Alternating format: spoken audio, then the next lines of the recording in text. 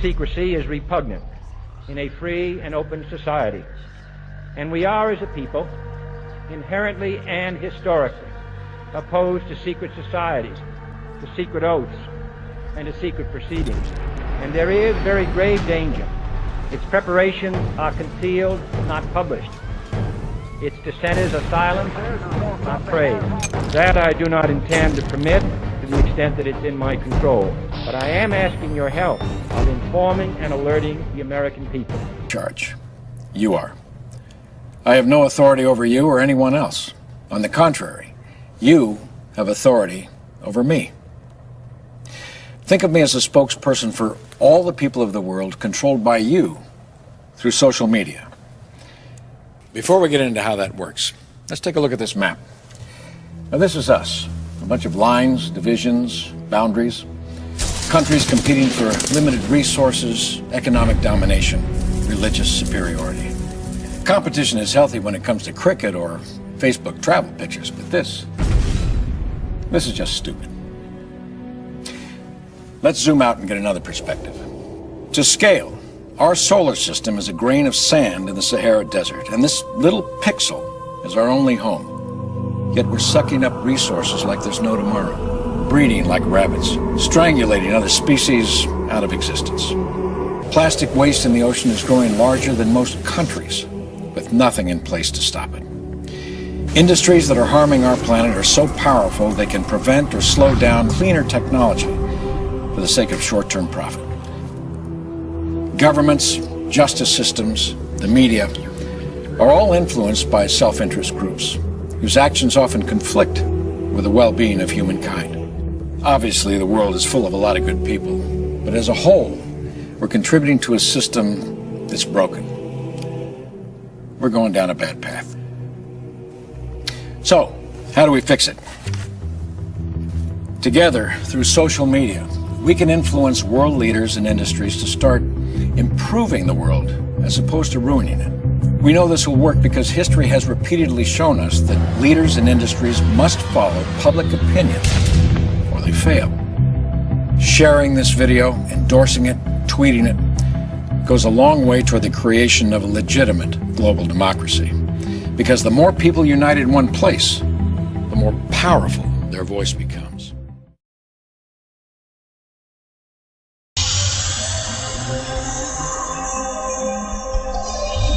With the internet, we've all been made aware. Whether we want to face it or not, we all know what's going on. Secret organizations of the world power elite are no longer secret. Their goal is nothing less than world government. And they are planning genocide, and they must be stopped. Literally stealing $100 million a day. Goldman Sachs is stealing every day on the floor of the exchange. They should be in The Hague. They should be taken up on financial terrorism charges. They're causing as much loss of life. Mind-blowing piece of information about the Titanic. They got rid of, in one fell swoop, about 600 industrialists who were opposed to the taking over the Fed.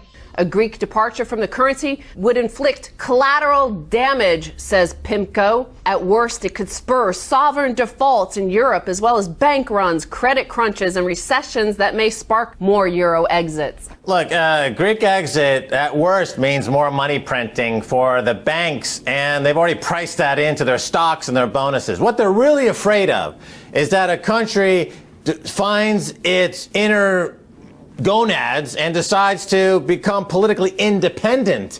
That's what they're fearful of. A country standing up for itself. They want Iceland to be just contained. They don't want Greece to stand up for itself. They don't want Ireland to stand up for itself, because then they would tell the bankers to stuff it. That's the real problem. They threaten this financial terrorism, which is false. It's false. These are false attacks. It was a false attack in 2008. It was a concocted, overcooked attack in 9/11. It's a false attack.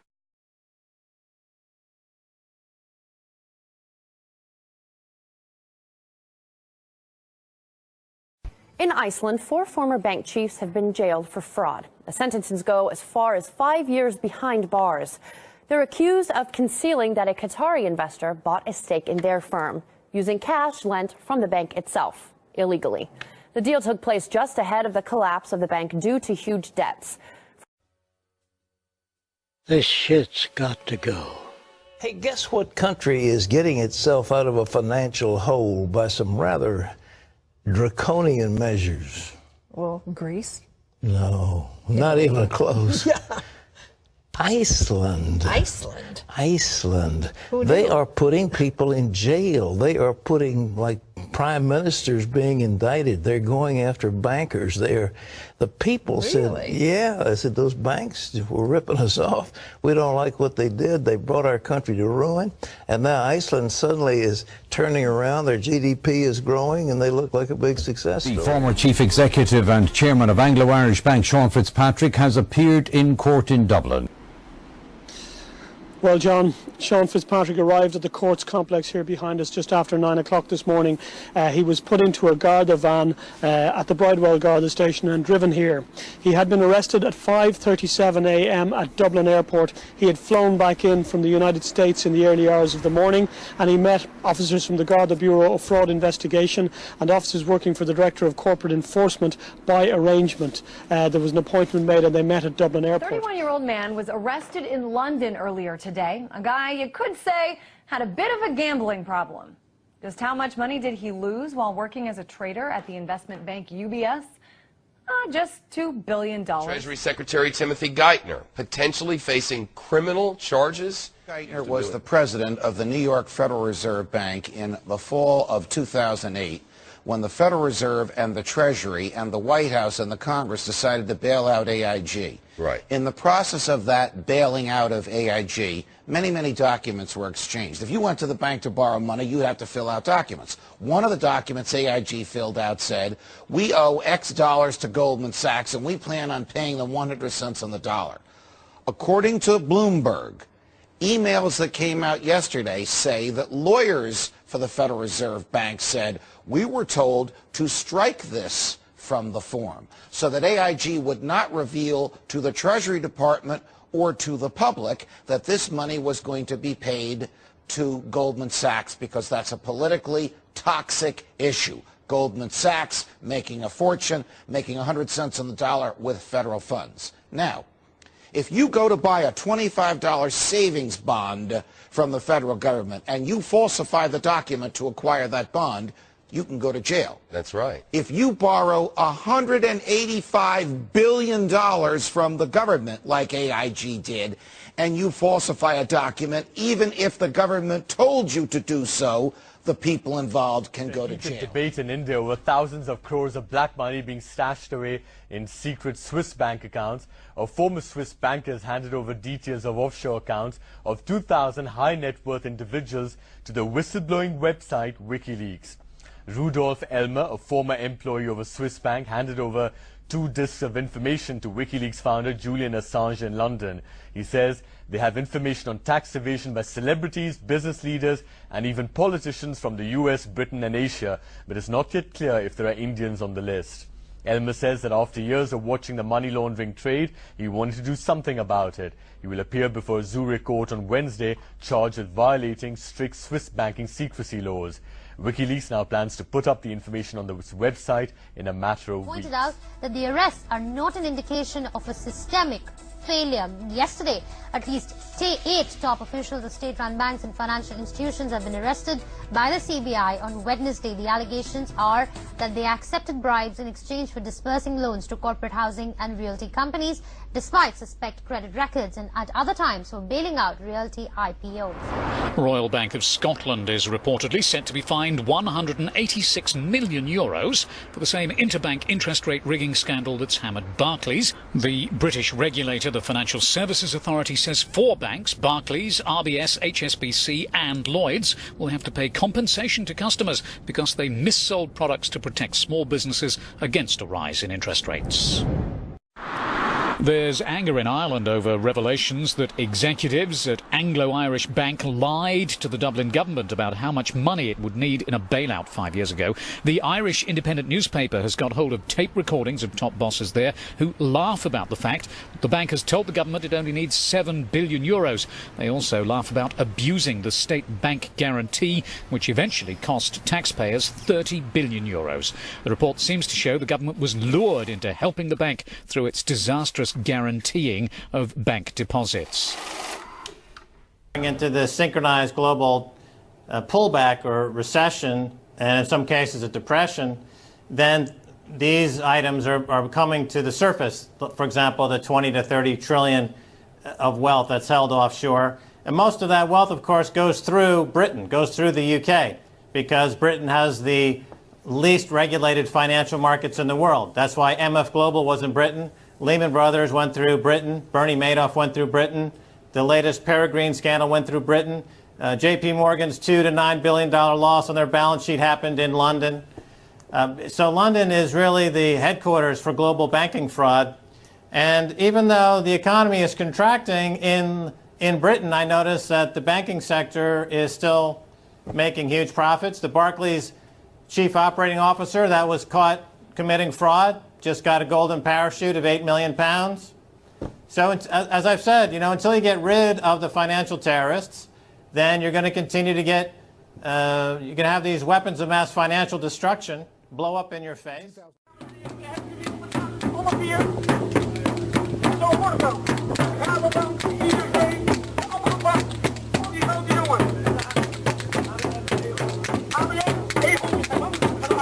One of the most influential men in the world, but no amount of money can buy his freedom. 62-year-old IMF head Dominique Strauss-Kahn spent the night in a jail cell in an East Harlem police station.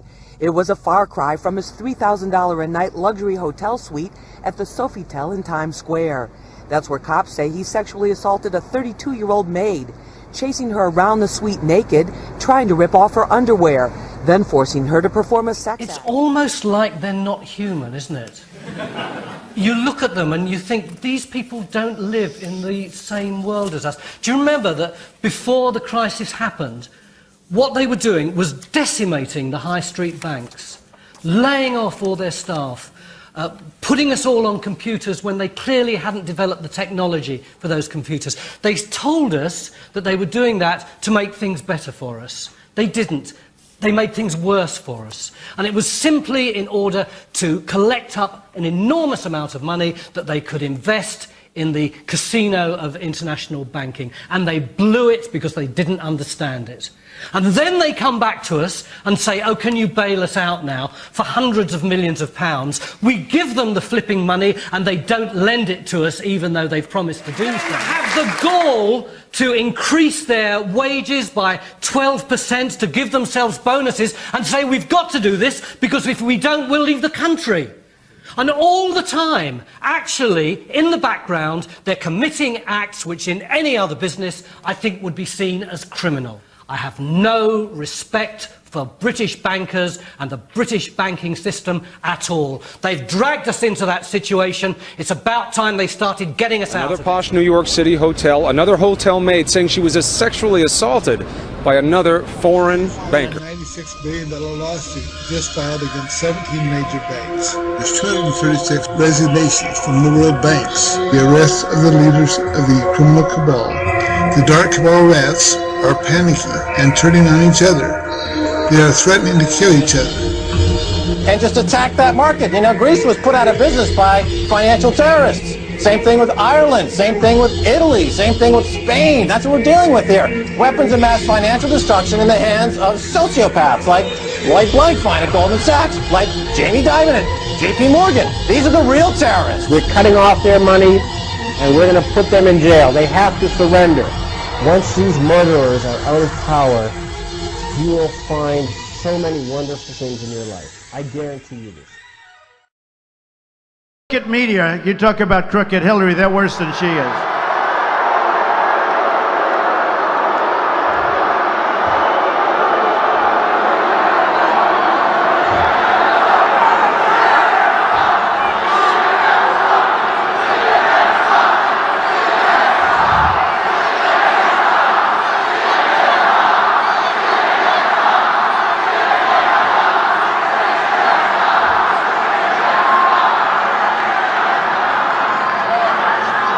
I'm telling you, they are so dishonest. Without the media, Hillary Clinton couldn't be elected dog catcher. I mean that. It's true. True.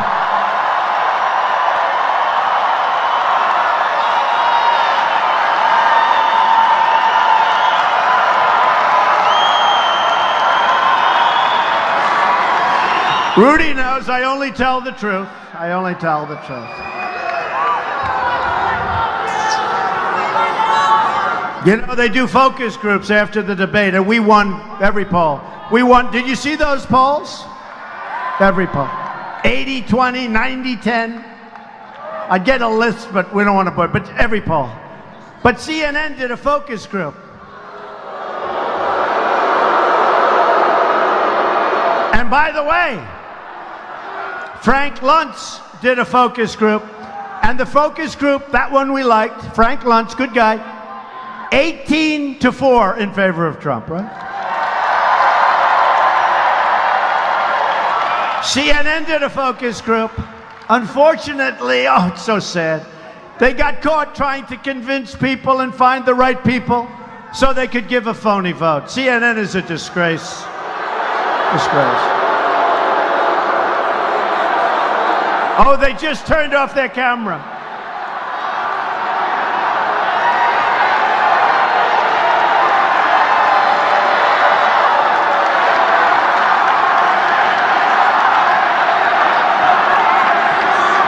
So funny, they just turned off their camera. I love it. Jim Lockwood. If you like what you saw, ladies and gentlemen, hit the subscribe button so you can get updates whenever we post videos, which we do multiple times a day. And this is the Jim Lockwood Show, where the blind continues to fight the blind. What, like with a cloth or something? No, well, no. She didn't just delete tens of thousands of those emails. She wiped the server clean. The server will remain private. I've been the most transparent public official in modern times, as far as I know. Is this how you do it? Roping off the press and their questions from even talking to you at a parade? I did not email any classified material to anyone on my email. There is no classified material. Nothing that was sent at the time or received was secret. Her defense? They weren't marked classified. They couldn't be marked classified because by not using government servers, she actually prevented the government from reviewing her emails. It is a federal crime to negligently handle classified information under 18 U.S.C. 1924. It is a federal Class A felony under 18 U.S.C. 798. She's committed a Class A misdemeanor under 18 U.S.C. 1924. If there's a connection between Cairo and Benghazi, she said this: there's no connection between the two. Your experts knew the truth. Your spokesperson knew the truth. Greg Hicks knew the truth. But what troubles me more is I think you knew the truth. You tell the American people one thing, you tell your family an entirely different story. When she certified under oath, quote, under penalty of perjury to a federal judge that she had surrendered all of her emails to the State Department, in fact, she had not. My verdict, based on the evidence, is guilty. What's yours?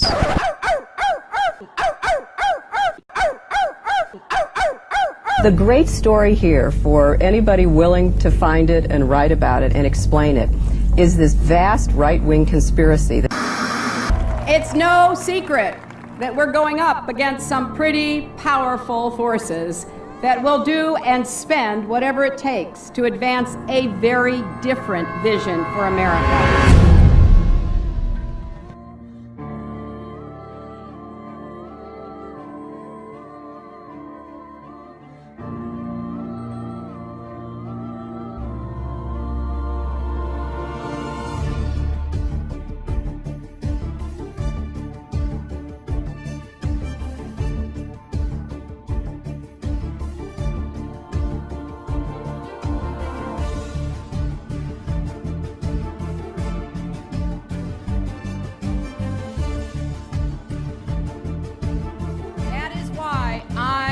Running for President of the United States.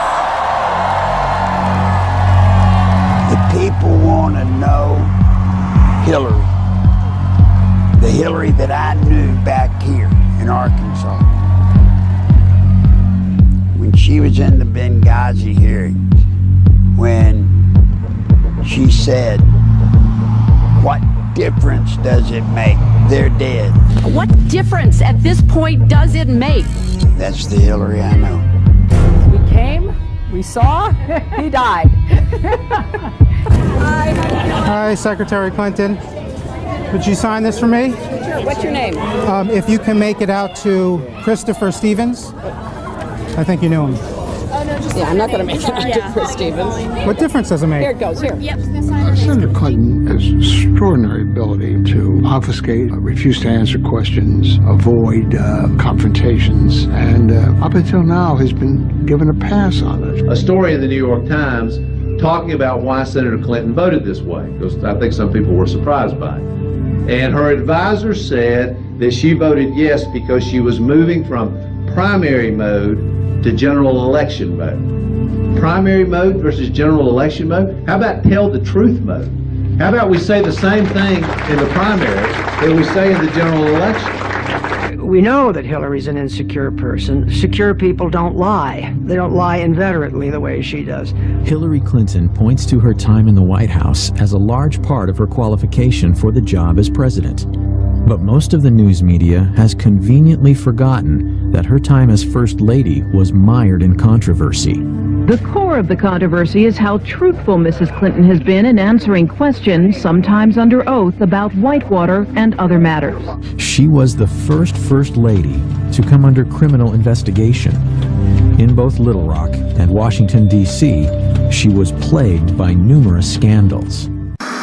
I finally parted company with Hillary Clinton when I saw how she was using private detectives to investigate the women who were linked to her husband. Not to change him, not to reform him, not to make him a better person, but to cow the women into silence so that he could get elected president. I do not want that woman controlling the IRS or the DEA or the NSA or the FBI or the CIA. Not in a democracy, I don't. One thing about Hillary, Bill was just a good timing guy. But Hillary, she's an animal. Hillary is the one that I promise you, she pulls the strings. She pulled them in Arkansas. She pulled them in the White House when she was there as the First Lady. And my God, if she gets to be president.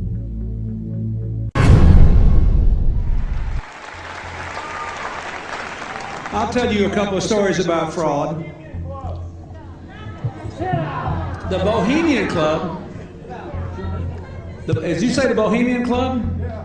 That's where all those rich Republicans go up and stand naked against redwood trees, right? I've never been to the Bohemian Club, but you ought to go. It'd be good for you. Get some fresh air. I know nothing about the Bohemian Grove with Bill. I know about once a month, Hillary would go out to Los Angeles.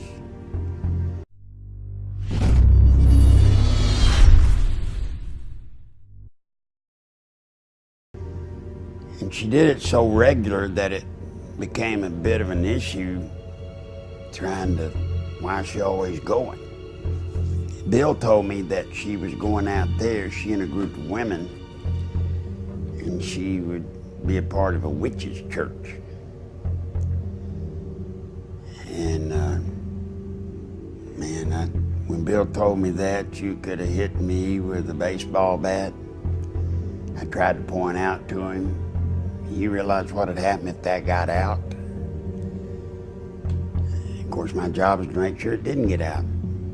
Now, I don't know today if Hillary still partakes in the witch ritual. I don't know that I even know what the ritual was. But for the better part of many years, Hillary would go quite often, whether it was regularly once a month or maybe once every couple of months.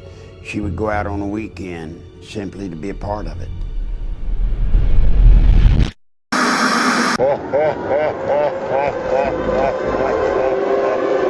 Hillary Clinton finally has exposed her true agenda: confiscation of guns in America from law-abiding citizens. Both she and Obama have stated that they'll use executive action if necessary to ensure gun control is accomplished. But now she's begun speaking publicly about using the Australian model as a template for American gun control. By discussing the Australian buyback, what she's making clear is that it's not just the run-of-the-mill gun control that she's after. She wants confiscation too. The left seems to be in a race to see who can push this issue farthest and fastest, since Obama made reference to the Australian gun grab a year ago, praising the move. Calling the legislation passed in Australia a buyback is deceptive. It was forced confiscation with a modest cash reimbursement to soften the blow. Anyone who chose not to accept that reimbursement and turn in their guns was subject to having them forcibly taken and facing a prison sentence. How did they know whether someone wasn't complying? Because prior to declaring guns contraband, national registration was implemented. Once the guns were registered, it was easy to force compliance. Both Hillary Clinton and Barack Obama have suggested that the way to accomplish this is through executive orders, since Congress won't pass such legislation. They seem to forget that the Second Amendment stands in the way of this scheme, but that doesn't seem to deter either of them. Many gun control activists falsely claim that no one is coming for your guns, but that's a lie. They already have. Remember the door-to-door confiscation of guns in New Orleans after Hurricane Katrina hit in 2005? Remember the calls for gun confiscation by New York Governor Andrew Cuomo and others in the aftermath of the Sandy Hook tragedy? Now, Barack Obama and Hillary Clinton have come out of the closet and made their true intentions for gun owners clear. All the secret emails, criminal acts, cover-ups, and that sexual relationship with Huma Abedin that is whispered about in the dark corners of Washington. Hillary Clinton's State Department was a virtual pornographic and criminal enterprise. Besides the secretive relationship Clinton has with Anthony Weiner's wife and closet Muslim Brotherhood member Huma Abedin, there is a litany of pornographic peccadillos and criminal acts. Diplomatic security agents sexually attacked female guards. Clinton security agents routinely solicited prostitutes, and embassy staff were caught running a drug ring in Iraq. But the most disgusting aspect of Clinton's corrupt State Department was Ambassador to Belgium Howard Gutman, who routinely ditched his security detail in Brussels and solicited prostitutes, including minors. The Inspector General investigating Gutman charged him with pedophilia, sex with children. But all of this was swept under the rug by the corruptocrat Hillary Clinton. But Clinton, ostensibly out of government, is still pulling the levers of power. The State Department's former chief investigator, Richard Higbee, now turned whistleblower who uncovered much of Hillary Clinton's perfidy, is now suing Slick Willie's better half, and he's paying the price. It was revealed on December 30th, 2013, the same day the huge cache of NSA documents were released, that a hacker group, more than likely the NSA, stole, then deleted, an astounding 4 years' worth of Richard Higbee's emails. The emails included correspondence with other whistleblowers and included a treasure trove of documents revealing a State Department under Clinton that was corrupt to the core. Another State Department whistleblower, Aurelia Fednizen, didn't get her emails stolen. Instead, she received the shakedown treatment, a mob-like visit by State Department thugs who camped out in front of her house and harassed her children. But stealing emails and shakedown tactics was just one part of the attack against State Department whistleblowers. On June 29, 2013, in what is reminiscent of Nixon's plumbers, Richard Higbee and Aurelia Fednizen's lawyer's office was broken into, in which documents and computers were stolen, more than likely ordered by Hillary Clinton's minions. If you think Barack Obama is a corrupt president, you ain't seen nothing yet. Hillary Clinton will make Barack Obama look like a choir boy. And unlike Barack Obama, Hillary Clinton has been around the block a few times and has the keys to all the secret doors in Washington. Most notably, the door that leads to a massive electronic file on every single American. Be afraid, America. Be very afraid.